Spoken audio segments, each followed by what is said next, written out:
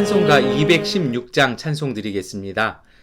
성자의 귀한 몸 날 위하여 버리신 그 사랑 고마워라. 내 머리 속여서 주님께 비는 말 나무 주님께 바치리까.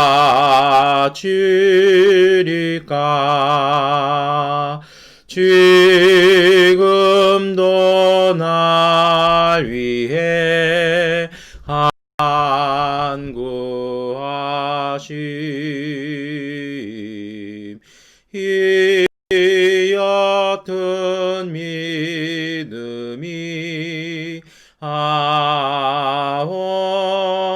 없나니 주님의 참 사랑 고맙고 놀라워 찬송과 기도를 쉬지 않네. 주님의 십자가 나도 지고 신실한 믿음과 마음으로 형제의 사랑과 친절한 위로를 네게나 베풀게 하옵소서.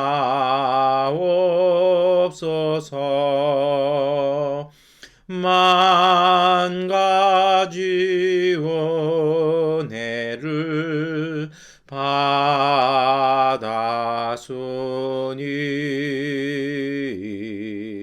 내 평생 슬프나 즐거우나 이 몸을 온전히 주님께 바쳐서 주님만 위하여 늘 살겠네. 아멘. 우리 사도신경으로 함께 신앙 고백 드리겠습니다. 나는 전능하신 아버지 하나님 천지의 창조주를 믿습니다. 나는 그의 유일하신 아들 우리 주 예수 그리스도를 믿습니다. 그는 성령으로 잉태되어 동정녀 마리아에게서 나시고 본디오 빌라도에게 고난을 받아 십자가에 못 박혀 죽으시고 장사된 지 사흘 만에 죽은 자 가운데서 다시 살아나셨으며 하늘에 오르시어 전능하신 아버지 하나님 우편에 앉아 계시다가 거기로부터 살아있는 자와 죽은 자를 심판하러 오십니다. 나는 성령을 믿으며 거룩한 공교회와 성도의 교제와 죄를 용서받는 것과 몸의 부활과 영생을 믿습니다. 아멘. 찬송가 212장 찬송 드리겠습니다. 겸손히 주를 섬길 때 괴로운 일이 많으나 구주여 내게 힘주사 잘 감당하게 하소서. 인자한 말을 가지고 사람을 감화시키며 갈 길을 잃은 머리를 잘 인도하게 하소서. 보조의 귀한 인내를 깨달아 알게 하시고 굳건한 믿음 주셔서 늘 승리하게 하소서. 장래의 영광 비추사 소망이 되게 하시며 구주와 함께 살면서 참 평강 얻게 하소서. 아멘. 에베소서 4장 1절부터 8절까지의 말씀을 세번역본으로 함께 읽겠습니다. 그러므로 주님 안에서 갇힌 몸이 된 내가 여러분에게 권합니다. 여러분은 부르심을 받았으니 그 부르심에 합당하게 살아가십시오. 겸손함과 온유함으로 깍듯이 대하십시오. 오래 참음으로써 사랑으로 서로 용납하십시오. 성령이 여러분을 평화의 띠로 묶어서 하나가 되게 해 주신 것을 힘써 지키십시오. 그리스도의 몸도 하나요, 성령도 하나입니다. 이와 같이 여러분도 부르심을 받았을 때에 그 부르심의 목표인 소망도 하나였습니다. 주님도 한 분이시요, 믿음도 하나요, 세례도 하나요, 하나님도 한 분이십니다. 하나님은 모든 것의 아버지시요, 모든 것 위에 계시고 모든 것을 통하여 계시고 모든 것 안에 계시는 분이십니다. 그러나 하나님께서는 우리 각 사람에게 그리스도께서 나누어 주시는 선물의 분량을 따라서 은혜를 주셨습니다. 그러므로 성경에 이르시기를 그분은 높은 곳으로 올라가셔서 포로를 사로잡으시고 사람들에게 선물을 나누어 주셨다 합니다. 아멘. 네, 여러분, 오늘 우리가 에베소서 4장 1절부터 8절까지의 말씀을 읽으셨습니다. 오늘 이 말씀은 우선은 한 세 부분으로 이렇게 나눌 수 있는데요. 첫 번째로는 그 부르심에 합당한 삶을 살라는 사도 바울의 권면이고요. 두 번째로는 서로를 용납하면서 이렇게 주님 세워주신 그 목표 안에서 서로 하나 되는 삶을 살라고 이렇게 말씀을 합니다. 그리고 마지막에 7절, 8절에는 뭐라고 말씀하십니까? 하나님께서 오늘 우리에게 각자에게 맞는 그 분량을 따라 은혜를 주셨다라고 이렇게 말씀을 합니다. 이것이 사실은 우리 그리스도인의 그 어떤 일상에서의 삶과 영성의 삶과 우리 세상에서의 삶을 살아가는 하나의 이렇게 원칙이라고 이렇게 볼 수가 있어요. 그래서 이렇게 이 말씀을 이렇게 자꾸 이렇게 묵상하시다 보면, 그리고 또 이렇게 실천하시다 보면 1절 말씀을이나 2절 말씀을 좀 오해하실 때가 있어요. 어떻게들 많이 이렇게 생각하시냐면 이렇게 우리 옆에나 앞에 있는 또 주변에 있는 일이나 사람들을 너무 이렇게 깍듯하게 대하고 모두 다 품어주고 이렇게 읽어낼 수가 있습니다. 물론 그 말씀 맞습니다. 그런데요, 아마도 저는 그런 부분 때문에 사도 바울이 하나님 말씀을 그 성령이 주시는 영감을 따라 기록하면서 1절과 7절, 8절을 앞뒤에다 이렇게 배치한 것 같아요.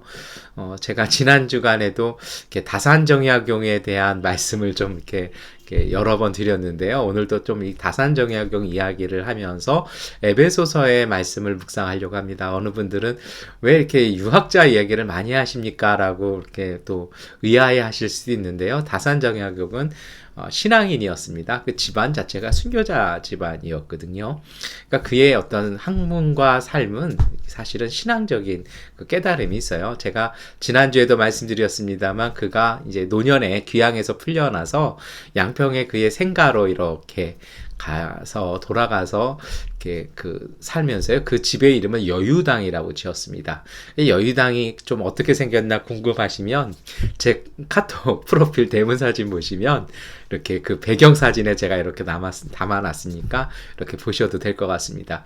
저는 그 여유당의 여유가 이렇게 좀 여유를 부린다라는 그 여유인 줄 알았어요. 그랬더니 그게 아니라 그 한자어를 잘 풀이해 보면 무슨 뜻이냐면 이렇게 아주 추운 겨울에 시냇물을 건너기 위해서 그러면 정말 이렇게 섬뜩하니 춥잖아요.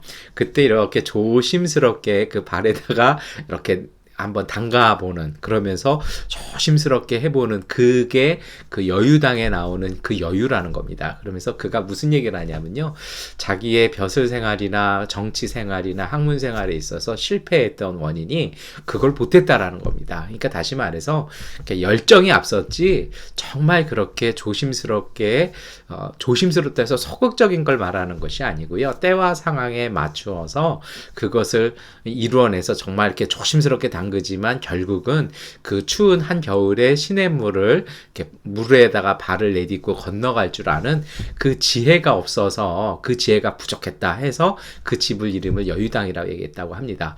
그것이 이제 에베소서 4장의 말씀을 묵상하면서 저는 생각이 났는데요.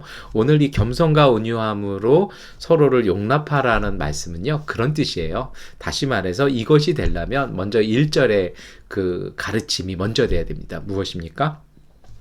우리가 부르심 받았으니까 부르심에 합당하게 살아야 된다라는 겁니다. 이 부르심이 무조건 그리스도인이니까 전적으로 70번씩 7번이니까 한도 없도 끝도 없이잖아요. 그게 아니라는 겁니다. 우리에게는요, 부르심에 합당한 모습과 그 삶에 하나님이 허락하신 것이 있다라는 겁니다. 그러면 거기까지라는 것입니다. 그래서 이 겸손과 온유함으로 누군가를 용납하고, 정말 그 2절 말씀처럼요, 오래 참음으로 사랑으로 서로 용납하는 것은요, 어떻게 해야 될까요? 오늘 우리의 부르심의 그 은혜 안에서 하는 것입니다. 그리고 이것이 되려면요, 가장 중요한 것이 있습니다. 부르심에 합당하다라는 건요, 먼저 뭐가 돼야 될까요? 내 부르심이 뭔지를 알아야 되지 않을까요? 그것을 알고 나서 그 다음에 어떻게 하는 겁니까? 합당하게 살라는 말은요, 그 부르심을 행복하게 살라는 것입니다. 정말 내가 살아가는 내 삶, 내가 일하는 곳, 우리가 신앙생활하는 자리, 내 가정, 우리가 지금 함께 나누고 즐기는 모든 것들 속에 즐김이 있어야 된다는 것이 바로 합당한 것입니다. 하나님이 주셨는데 이것을 잘 활용을 못해요. 그러면 그건 합당하지 않은 거죠. 하나님이 허락하신 모든 것들을 정말 열심히 즐거움으로 살아갈 수 있는 것이 그 합당합니다.